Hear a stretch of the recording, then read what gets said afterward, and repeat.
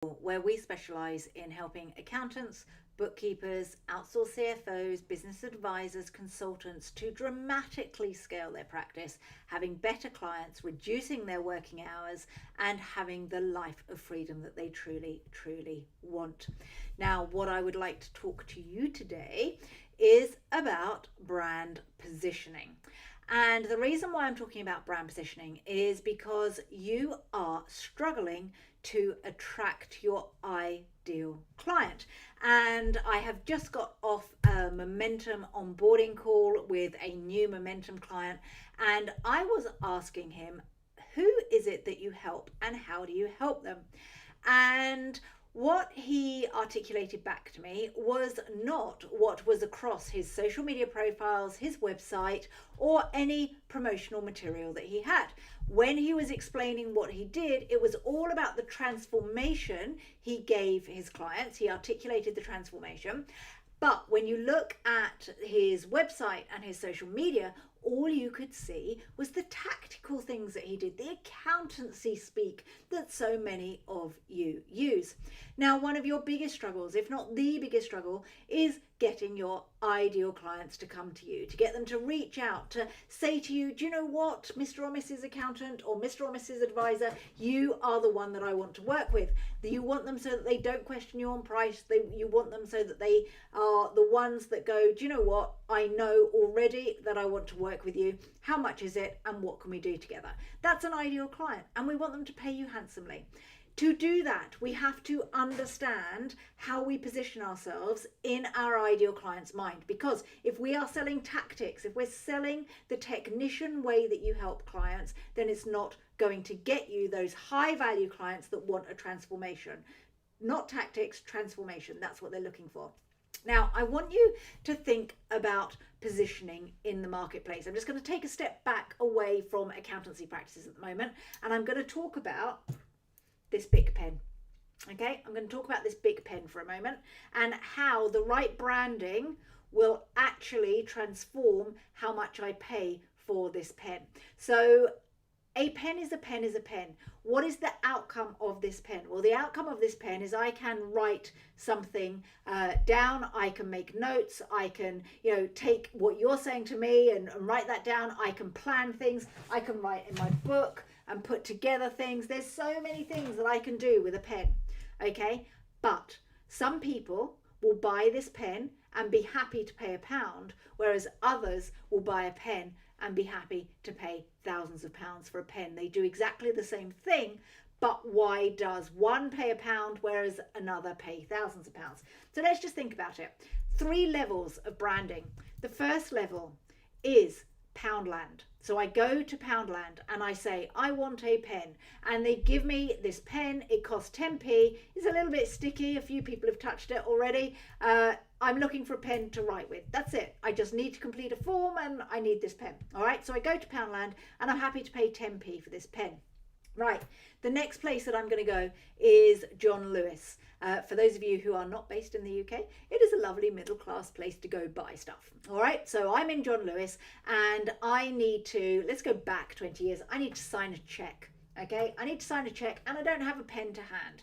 And I say to the people at the counter, oh, can I buy a pen? Because I'm like, not only do I want a pen to sign this check, but I also want a pen because I don't have one in my handbag. And they say, of course you can have a pen. Here, let me show you this pen. This pen is £10. And because I'm in John Lewis and because I really need a pen at that moment in time, and this pen's quite nice and it doesn't feel sticky like the pens in Poundland, and actually it's been beautifully presented to me, I go, do you know what? I'm going to give you £10 for that pen. Now, it's not just the pen I'm paying for, it's the service that I get for actually getting that pen. It's how the John Lewis has made me feel from the moment I've walked in. It's how I am as a person. I'm happy to pay £10 for a pen. Now, let's go to a completely new place. So we've got Poundland, we've got John Lewis. So Poundland is 10p, John Lewis is £10. And now we're going to go to Harrods, all right, or Selfridges. You take your pick, whichever one you prefer. Now, when you are in Harrods or Selfridges, you are looking for a pen. You know that you need a pen. You want to buy a pen. You have money in your pocket looking for a pen. You haven't decided, it's not a spur of the moment buy, it is a considered buy because you have done your research on buying this pen. It's not, I need a pen, where's the cheapest one? Or, oh, I need a pen, actually you've made me feel good, I'll buy your pen. This is, I need a pen, I know the pen I want, and I'm going to walk into Harrods or Selfridges and I'm going to buy my pen from there. I also know the difference between a 10p pen and a £1,000 pen. Okay, so I'm walking into Harrods, I'm walking into Selfridges, and I am like, right, okay, I know the pen that I want, and I'm going to go up to one of the ladies or one of the men and say, can you help me? I'm looking for this pen. So I walk up to them and I say, hey, my name's Amanda. I am looking for a pen. It comes in this beautiful box. It's green, and I've heard that it writes beautifully. I've looked at lots and lots of reviews online. I know this is the pen I need. And the man or the gentleman will go, yes, please come this way. And I walk with them to this beautiful, beautiful glass cabinet. And I'm like, oh my gosh, there is my pen. I can see it. All right. And during this process, my excitement is getting more and more and more because I can't touch the pen because it's in a glass cabinet and I can't get to it. So they get out their keys and they unlock this glass cabinet and they say, is this the pen that you're looking for, madam? And I'm like, yes, it is the pen that I'm looking for. Thank you very much.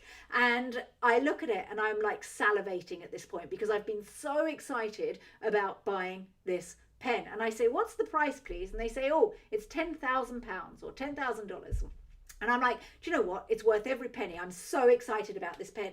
It is. This pen is going to A, write, actually didn't flicker on my radar. B, look really good in my handbag. C, help me fit in with the crowd. D, make me feel good, make me have that self-worth, okay?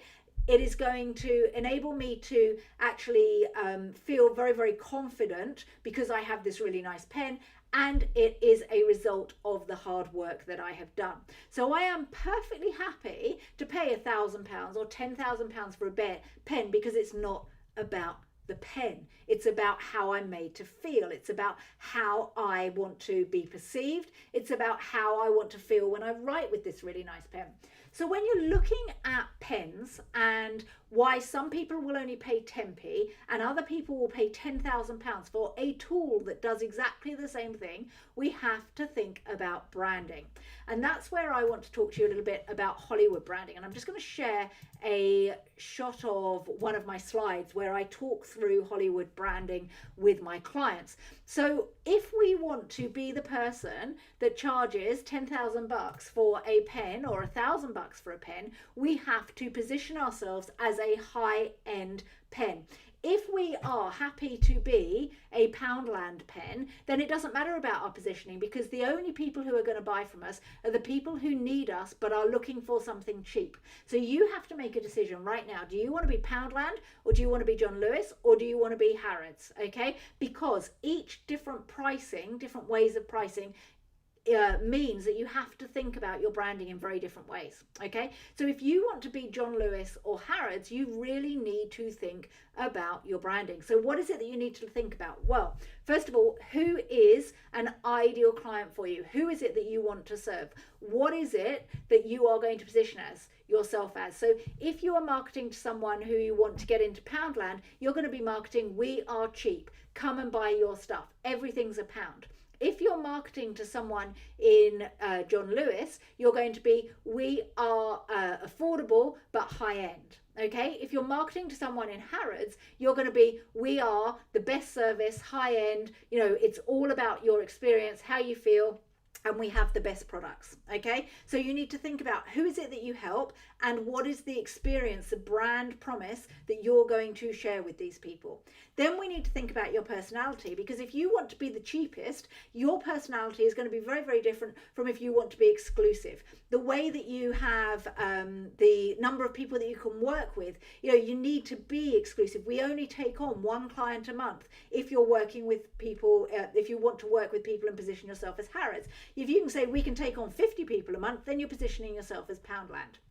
Then we need to think about your brand story. How do we build trust? So you build trust by sharing examples of how you have helped other people. So if you want to be Poundland, we build trust in. You don't have to think about what you're doing. It's going to be fast. It's going to be quick. It's going to be easy. It's this price.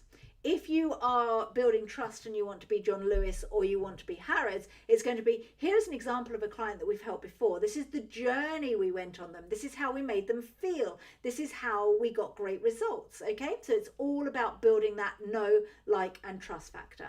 And then finally, we look at brand visibility, and it's all about articulating the value of working with you. So how do you show up and share your value? And when we think about sharing your value and showing up and how you do that, it needs to be everything that you show up and do needs to show that you know what you're talking about.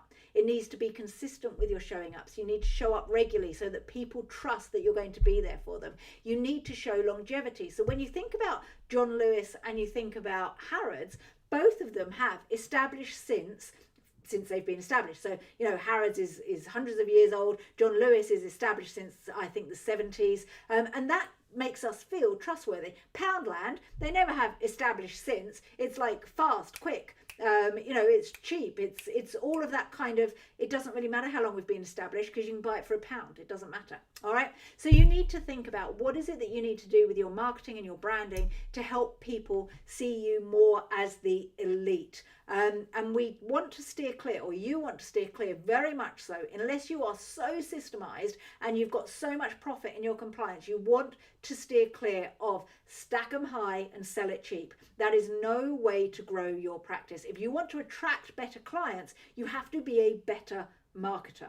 And to be a better marketer, you need to understand who your ideal client is, what their problems are. You need to have an offer that overcomes their problems and talks of transformation. You have to make them feel good, so it's about their experience. You have to have a personality that they align themselves with and go, do you know what, these are my kind of accountants or my kind of advisors. You need to have a story of why you exist so that people can buy into that, and you need to be visible. You need to show up every single day and be visible and install the fact that you can be trusted. All right, get those things in place. We call it Hollywood branding. Get those things in place and you will be able to attract those better clients. You'll be able to articulate the transformation that you give your clients, and that will enable you to then have the higher revenue, fewer clients, a 4-day work week if that's what you're after, more freedom, and actually be happier.